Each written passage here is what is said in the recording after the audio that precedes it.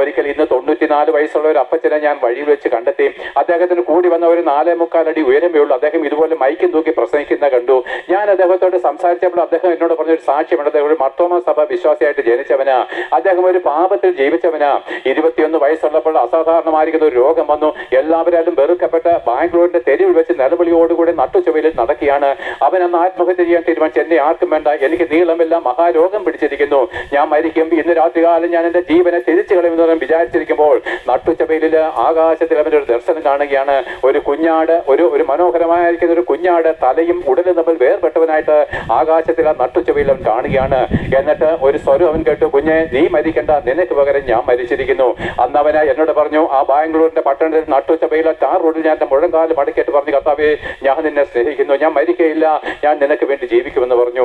21-ാമത്തെ വയസ്സിൽ ആത്മഹത്യ ചെയ്യാൻ പോയി ആ മനുഷ്യൻ ഇന്ന് വൃദ്ധനായിട്ട് 94-ാമത്തെ വയസ്സിലും ഇതുപോലൊരു മൈക്രോഫോണും തൂക്കി വഴിത്തലയ്ക്ക് പ്രസംഗിത പ്രിയപ്പെട്ട ഈ കർത്താവ് ജീവിക്കുന്നുണ്ട്. പാപികളെ സ്നേഹിപ്പാൻ ഇത് ഇങ്ങനെയല്ലോ, ഈ വ്യക്തിയല്ലാതെ മറ്റാരുമില്ല.